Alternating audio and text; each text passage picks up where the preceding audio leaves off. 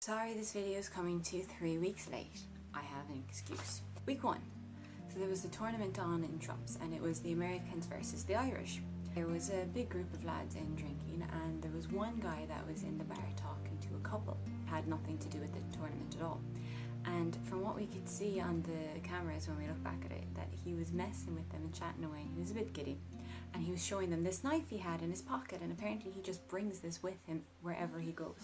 And that's kind of fine in America, I guess that's what they do. Yeah.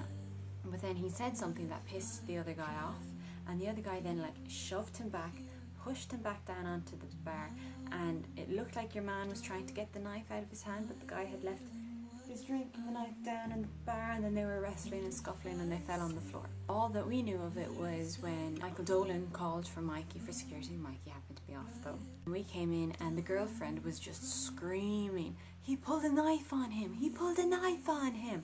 So of course we assumed the guy was in the wrong because we asked the bartenders and they said, yeah, he did have a knife.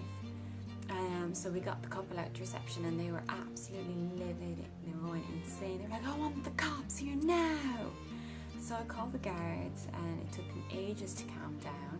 And the guards were going to be late because they were coming in from past Listy Casey. We had the other guy, we brought him back to his suite. He was staying in suite 5 or something. It's like everything was calmed down. They were fine. They were sitting down. Everyone went back to bed doing their own business. And then your man just got bull-picked for no bloody reason. Jumps up out of his chair and be like, "They're laughing at me!" And he storms back into the bar, and apparently there were 2 guys from Thompson Thornbury and said that not much of a fight at all. I mean, if you want to see a real fight, come over to Scotland.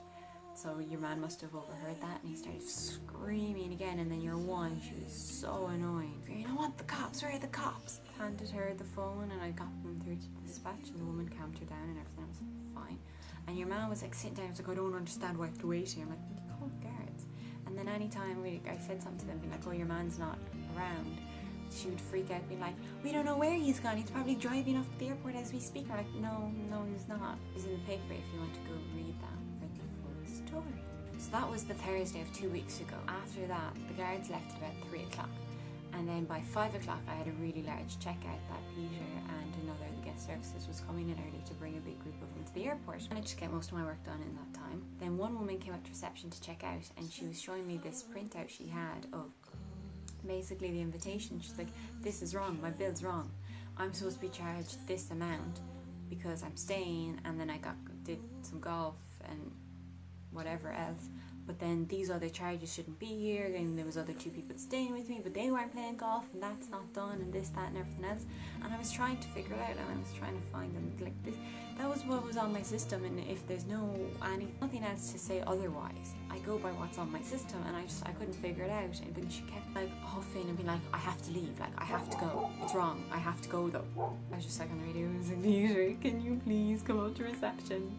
He came up, he couldn't figure out what was going on with it either, and he just said he'd leave it for whoever in reservations made it for her to get back on. There's one other guy that was leaving and he said he had the same issue, that there was just something wrong with his bill.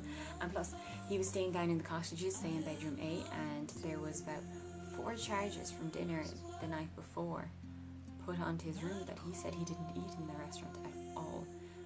So when I went looking for it, I found 2 of the checks was signed by a guy in the same cottage in a bedroom C. And then there was 2 checks that had no signature and 1 check was missing. Took all of them off because had to. When Chris came in at 7, I was trying to explain everything to her. I was trying to explain what was happening, but there was so many people checking in and checking out, and then you can't say in front of someone checking out that there could be a problem with their bill, because then they're going to say there's a problem, and then you can't tell in front of someone checking in that there was an incident with the knife and the guards and everything. So busy and hectic, and there was a whole bunch of other stuff I had to tell her that I never got a chance. Louise didn't tell me she had been on her way up. I just got a snap off her saying she was outside, and she was left waiting 10 minutes, and eventually I was just like, "Chris, this," and I had to go. Louise was so thick. Speak to me for 3 days. I was trying to explain, I know sometimes I am late, but there was literally nothing I could have done to hurry that on. And she was just like, "Well, why can't they come in earlier?" I was like, "They do. It doesn't matter. It's still busy. It's busy. So that was that week. So that was the Thursday of working 9 nights in a row. Somehow only got 1 night off, Saturday night, so I was just way too tired to do any video. Then the next week I only got 1 night off as well, another Saturday. This week finally he gave me Saturday, Sunday, Monday and Tuesday off. Thank God, because 1 night off, you just don't get anything done. nothing at all. I never had a chance to make my fresh fruit salad because just too tired to spend like an hour chopping fruit. Saturday night, Beth and Vivian were going to go to the cinema but missed it, and instead we decided to go for a drink. I was just getting to chat because I hadn't really chatted to Vivian in a while. So she's going to move to Limerick because she has to. She's saying the drive from Limerick is just absolutely killing her. She's wrecked, and there's actually been a few near misses where she's almost fallen asleep and hit someone, so she can't do it. I was saying this to Louise and was like, just make her go to bed earlier. I was like, she's literally the worst person in the world. I'm sure Louise has already told you about the offer she got, but just in case, I'll give the quick summary. Matty and Ruth's friend is living in that really big house, and then she was only actually living in the small little cottage part of it. And she's moving to Australia, and when we originally heard the idea, it was that she just wants someone to feed her dogs. Then Louise finally went down to the house and actually talked to a woman herself, and it's feed the 2 terriers that are outside dogs, and then also spend some time with them, so take them for a walk. And then she also has 2 horses that need taking care of, feeding them and mucking out the stable and that kind of shite. But then to stay there is completely rent free, and you're just paying your own utilities. Only 10-minute drive to it or something like that. She wasn't terribly pushed about it when it was just the dogs, and now when it's all the rest of the work, she's like, eh. And then when she said it to Andrew, he was like, well, you don't have enough time to take care of animals. Even though he was all for having the house, because then he'd stay there when he's home and he'd drive down to Cork to the aunt and uncle. But he's just not an animal person anyway. He doesn't even like a small dog that doesn't shed around him. So I can't even imagine, even if the house is clean up, I can't imagine him being in any kind of a farmhouse. But when Vivian said that she needs to move to Limerick, I went back and asked Louise, was she going to take the offer or not, because I think Vivian would be quite interested. And I mentioned it to her and she said, yeah, it seems ideal. And it's not like Vivian doesn't like animals, and it's not like she's not used to working around horses.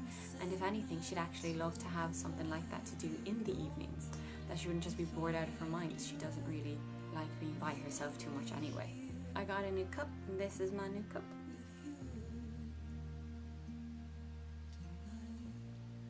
Isn't it so pretty? It's so pretty. Looking forward to your next video.